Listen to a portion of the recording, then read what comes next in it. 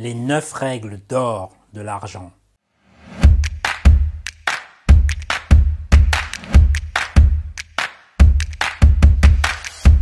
Bienvenue dans la 10e vidéo de la série qui s'intitule Le pouvoir du mindset. Donc c'est une série de petites vidéos de 5, 7, 15 minutes que tu peux regarder dans les transports lorsque tu vas au travail, ou bien lors de ta pause, ou bien même juste avant de te coucher le soir. Écoute, clique sur le bouton s'abonner et puis abonne-toi à cette chaîne pour bénéficier des astuces croustillantes que je vais souvent te faire parvenir toutes les semaines. Plus jeune, dans la ville où j'habitais au Cameroun, il y avait un monsieur qui était riche. Il possédait des écoles, des hôtels, une grande imprimerie. Et avec tout ça, il embauchait presque 5% des gens en âge de travailler dans cette ville.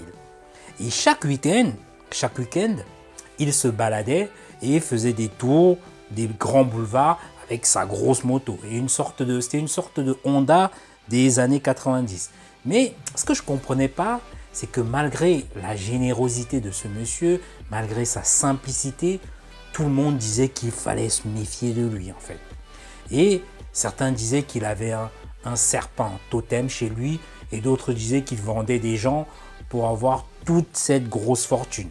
Et à cause de ce genre d'histoire, à cause de ce genre de mentalité, toute une génération a développé un sentiment de rejet par rapport à la richesse, par rapport à l'argent.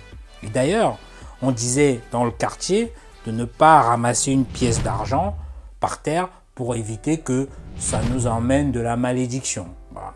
Et qu'à défaut, il fallait pisser dessus pour évaporer cette malédiction avant de ramasser la pièce. Franchement, moi je m'en foutais, je ramassais tout en fait. Et en plus de ça, il y a l'église. L'église n'a pas arrangé les choses. Parce que dans l'église, l'argent a toujours eu une odeur de péché. C'est-à-dire que s'occuper d'argent, c'est risquer un peu son âme, en fait. Il y a d'ailleurs un adage qui dit « Heureux les pauvres, car le royaume des cieux leur appartient ». Voilà. Donc en conséquence, ça a beaucoup freiné les initiatives. Au fond de certains, avoir de l'argent fait peur, en fait. Et beaucoup savent ce qu'est être pauvre, mais peu de gens savent ce qu'est être riche et ne comprennent pas les règles de l'argent. Pourtant, l'argent entoure notre vie. On passe notre vie à courir après l'argent. Et c'est ça qui régule ta vie, que tu le veuilles ou pas. Tu veux manger et boire, il te faut de l'argent. Tu veux te former à faire quelque chose, il te faut de l'argent. Tu veux te marier, il te faut de l'argent. Tu veux te soigner, il te faut de l'argent. Tu veux même organiser des obsèques, il te faut de l'argent. C'est pour ça qu'il est important que tu connaisses ces 9 règles de l'argent et ça va grandement t'aider dans ta vie. Première règle de l'argent révèle ta personnalité. Si tu es un connard ou une connasse, l'argent va juste amplifier. Si tu es humble, généreux, l'argent ne te changera pas. L'argent est juste un merveilleux accélérateur de vie. Tu peux avoir des choses, tu peux voir des choses, côtoyer des lieux, vivre des expériences plus vite que ceux qui n'ont pas ces moyens financiers.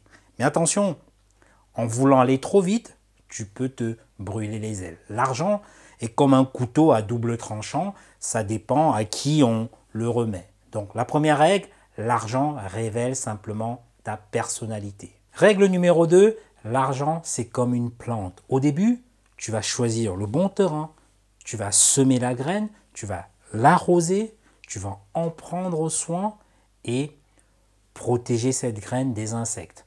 Et tu vas d'ailleurs l'exposer au soleil pour que ça pousse bien. Et si tout se passe bien, tu vas récolter beaucoup de fruits et comme cela sur plusieurs années.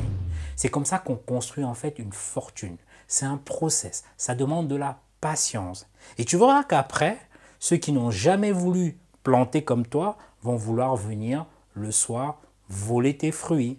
Donc, si tu ne plantes pas cette graine dans un bon environnement et si tu n'es pas un jardinier rigoureux, tu ne récolteras pas de fruits. Donc, l'argent, c'est vraiment comme une plante. Règle numéro 3, ne dépense pas de l'argent que tu n'as pas. Avec les facilités de paiement qu'on a aujourd'hui, les cartes de crédit, l'ouverture des découvertes, les gens achètent les choses dont ils n'ont pas besoin et se mettent forcément en esclavage. C'est comme ça qu'ils rentrent dans ce qu'on appelle la rat race. C'est une sorte de cycle sans fin et ça hypothèque comme ça ton avenir. Donc, tu vas voir beaucoup de gens qui accumulent des mauvaises dettes et ils se mettent forcément en esclavage. Et dès que tu empruntes de l'argent, ta vie ne t'appartient plus, mais elle appartient à ceux qui t'ont prêté cet argent. D'ailleurs, à qui la faute? À qui cette faute? La faute, c'est certainement aux publicitaires en fait, qui créent des besoins inutiles et tu vas voir que les faibles d'esprit vont acheter pour juste se conformer. Il faut dire aussi qu'à côté, c'est dû à un manque d'éducation financière parce que ni l'école ni tes parents ne t'enseignent. Donc, ne dépense pas de l'argent que tu n'en as pas. La règle numéro 4, ne cours pas derrière l'argent, attire-le plutôt. L'argent, c'est un peu comme un chat. Quand tu vas vers lui, il fuit, mais quand tu mets de la bouffe dans son bol, et là, il va revenir tout seul. Sois plutôt une sorte d'aimant. Plus tu vas développer tes compétences, et plus les gens vont accourir vers toi pour que tu les aides justement en échange de l'argent. Donc, la quantité d'argent que tu as dans ton compte reflète certainement la quantité ou bien la qualité de valeur que tu offres aux gens, que tu offres aux autres. D'ailleurs, Mark Zuckerberg de Facebook, il est milliardaire parce qu'il a un produit qui aide les gens. Jeff Bezos de Amazon, il est milliardaire parce qu'il a une plateforme qui t'aide à faire tes achats en toute simplicité et tu es livré à domicile. Donc, ne cours pas derrière l'argent, attire-le en créant de la valeur. 5e règle de l'argent, l'argent n'aime pas dormir.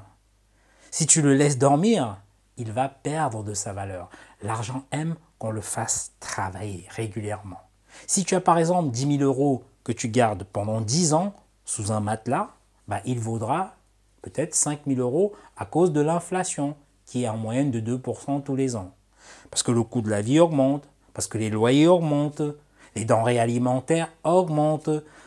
Donc, laisse une épargne de sécurité, c'est ce qu'on appelle une épargne de précaution, mais utilise l'autre partie pour investir, pour multiplier ton argent.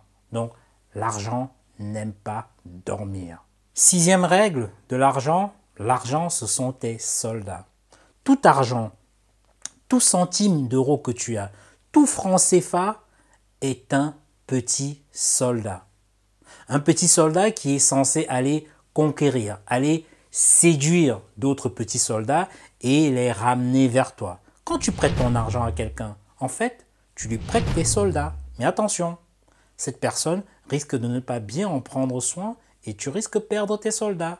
J'en ai d'ailleurs beaucoup perdu de petits soldats en prêtant de l'argent aux amis, mais tout ça, c'est fini. Donc, la 6e règle, considère l'argent comme tes petits soldats. 7e règle, l'argent et le couple.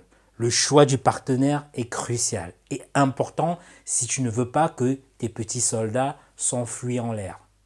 Le bon partenaire peut te rendre riche et le mauvais partenaire te rendra pauvre. Je ne parle pas ici des frais de divorce et tout le reste, non.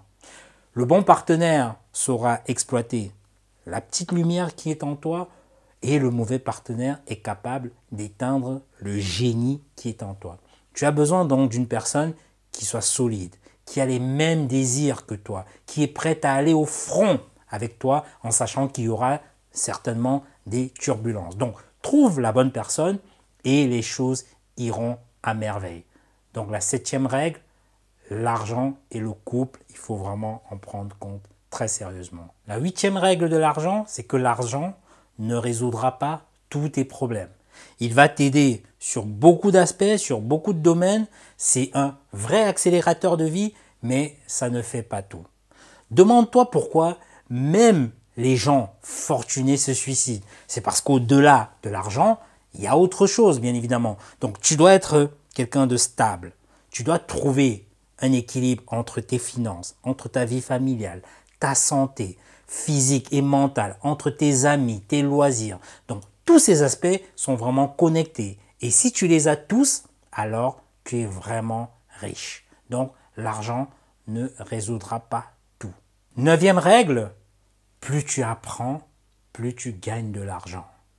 Quand on parle d'apprendre, c'est d'apprendre des choses qui soient pratiques, qui vont t'aider et que tu peux d'ailleurs même enseigner aux autres. Apprendre toutes les capitales du monde ou tous les drapeaux de tous les pays au monde ne servira à rien, ça ne te donnera pas de l'argent.